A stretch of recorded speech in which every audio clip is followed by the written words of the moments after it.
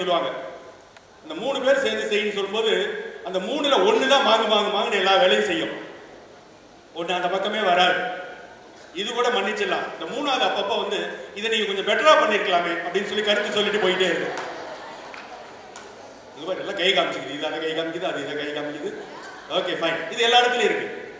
So இது மாதிரி ஒரு எக்ஸ்ட்ரா கரிக்குலர் ஆக்டிவிட்டிஸ், டான்ஸ் மாதிரி விஷயங்கள் வர வர இந்த குவாலிட்டிஸ்லாம் இம்ப்ரூவ் ஆகும். நீங்க அதனால தான் நாளைக்கு வந்து ஒரு இன்டர்வியூ ஃபேஸ் பண்றதோ, ஒரு சபையை தைரியமா ஃபேஸ் பண்றதோ உங்களுக்கு மற்றவர்களை விட ஈஸி. இந்த உங்களுக்கு இன்னொரு அடிஷனல் விஷயம் என்னன்னா, நீங்க ஸ்போர்ட்ஸ்ல ஈடுபடுறதுக்கு ஈக்குவலன்ட் இந்த டான்ஸ். ஆக்சுவலா பிசிக்கல் ஃபிட்னஸை பொறுத்தவரையிலும் கிட்டத்தட்ட ஒரு ஸ்போர்ட்ஸ்ல ஈடுபடுறதுக்கான அளவுக்கு இதில் ஈடுபாடு உண்டு. பட் நான் முதல்ல வேற உதாரணம் சொன்னேன். என்ன சொன்னேன்? 98 கோல்டு மெடல் வாங்கினவங்கள விட 60-70 வாங்கி இது மாதிரி இருந்தவங்க ஜெயிச்சான்னு சொன்னேன். இப்போ ரிவர்ஸ்ல சொல்றேன்.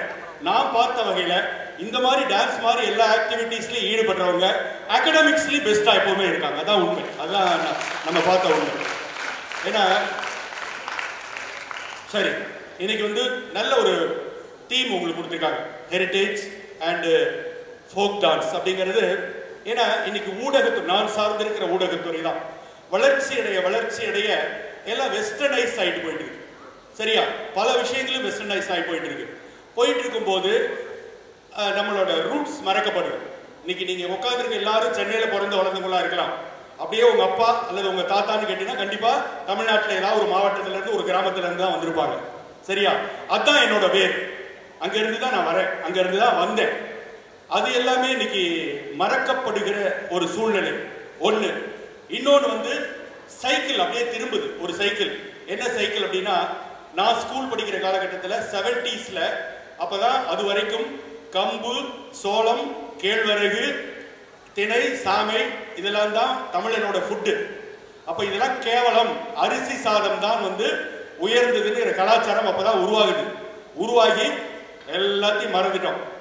இன்னைக்கு ஒரு 40 வருஷமா அரிசியை சாப்பிட்டு 10ல் 6 பேர் சர்க்கரை நோயை டயபெட்டிக்ஸ் ஆகிட்டு திரும்ப எதையெல்லாம் கேவலம்னு நினைச்சோமோ அந்த கேவலத்தெல்லாம் இன்னைக்கு பிரீமியம் விலை கொடுத்து ஆர்கானிக்ன்ற பேர்லயும் இயற்கை உணவுங்கிற பேர்லயும் திரும்ப போய் பாக்கெட்ல வாங்கிட்டு இருக்கோம். ஸோ என்னைக்குமே நம்மளுடைய பாரம்பரியம் மறக்கப்படாது. ஒரு சைக்கிள் திரும்பி வரும். ஸோ அதே மாதிரி உங்களுடைய கலைகளை இந்த இன்னைக்கு நடன போறீங்க, இதை வளர்த்தவர்களுங்கிறது ஒரு பெரிய பட்டியல் இருக்கு. நீங்க இன்னைக்கு வந்து ஒரு 150 சேனல் உங்க ரிமோட்ல தட்டி பார்த்துட்டு இருக்கீங்க. நான் 30 வருஷத்துக்கு முன்னால ஒரே ஒரு தூர்தர்ஷன், அந்த ஒரே ஒரு தூர்தர்ஷன்ல கொல்லங்குடி கருப்பாயி அப்படிங்கிற ஒரு லேடி வந்து அவங்க தான் அந்த நாட்டுப்புற பாடல்கள் அப்படிங்கிற ஒரு விஷயத்தையே மிகப்பெரிய அளவில் கொண்டு வந்தாங்க. அதற்கு அடுத்து அப்படியே வந்தீங்கன்னாக்க விஜயலட்சுமி நவநீத கிருஷ்ணன் இன்னைக்கு இருக்காங்க மதுரையில் அந்த தம்பதிகள். அவங்க வந்து அதை இன்னும் கொஞ்சம் சேர்த்து நடனத்தோட இணைத்து மேடைகளில் வந்து பெர்ஃபார்ம் பண்ண தொடங்கினாங்க. அப்புறம் உங்களுக்கு தெரியும், இன்னைக்கு நீங்க ஆட போறதுல பாதி பாட்டு அதான் தான் இருக்கும். டாக்டர் புஷ்பவனம் குப்புசாமி அவர்களுடைய பாடல்கள். அவர் வந்து இதை முறையா எடுத்துட்டு எப்படி வந்து நம்மளுடைய கர்நாடக சங்கீதமோ அதற்கு முன்னோடி நம்மளுடைய தமிழ் சங்கீதம் சொல்லிட்டு பிஹெச்டி அதுல வந்து டாக்டரேட் சென்னை பல்கலைக்கழகத்துல அவரும் அவருடைய துறையாரும் பண்ணி அதை கொண்டு வந்தவங்க. அப்புறம் பாத்தீங்கன்னா மறைந்த டாக்டர் கே.ஏ. குணசேகரன் அவர்கள் பாண்டிச்சேரி பல்கலைக்கழகத்துல இதற்காக தனியாக ஒரு துறை ஏற்படுத்தி இதுல பட்ட படிப்பு படிக்கலாம், இதுல பட்ட மேற்படிப்பு படிக்கலாம், இதுல டாக்டரேட் பண்ணலாம் அப்படிங்கிறதுக்கு முன்னோடியாக இருந்து இந்த கலைகளை தமிழகம் முழுக்க எடுத்து சென்றவர்.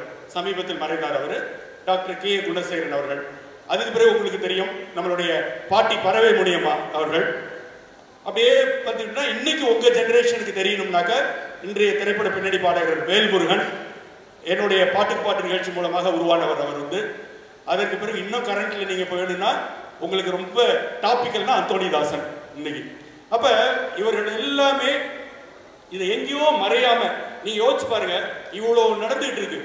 ஒரு பெரிய ஒரு எக்ஸிக்யூட்டிவ்ஸா கோட் சூட் போட்டு உட்கார்ந்துட்டு இருக்கிற 200 பேர் இருக்கிற ஒரு ஹாலில் லேசா ஒரு நாட்டுப்புற பாட்டு போடுங்க, கீழே குனிஞ்சு பார்த்தீங்கன்னா அவங்க கால் மட்டும் எங்கேயாவது டான்ஸ் ஆடிட்டு இருக்கும். ஸோ அது கட்டுப்படுத்த முடியாத ஒன்று. அதான் நம்மளுடைய இயல்பு, அதுதான் நம்மளுடைய கலை. YMCA நிறுவனம் கடந்த 30 ஆண்டு காலமாக அந்த கலாச்சார விழாவை நடத்தி கொண்டிருக்கிறது. அந்த வகையில் இன்றைய தினமும் இந்த மாணவர்கள் மத்தியிலே இந்திய கலாச்சாரம் என்ற வகையில் இந்திய திருநாட்டினுடைய அனைத்து கலாச்சாரத்தையும் நினைவுபடுத்தும் வகையில் இங்கே நடனத்தின் மூலமாக இந்த மாணவர்கள் பல்வேறு மாவட்டங்களிலிருந்து பல்வேறு பள்ளிகளிலிருந்தும் கிட்டத்தட்ட 65 பள்ளிகளை சார்ந்தவர்கள் இங்கே போட்டியிலே கலந்து கொள்ள இருக்கிறார்கள். 160 பள்ளிகளுக்கும் மேற்பட்ட பள்ளிகள் இங்கே பதிவு செய்யப்பட்டது. அதிலே 60 பள்ளிகளை இங்கே தேர்ந்தெடுக்கப்பட்டிருக்கிறது.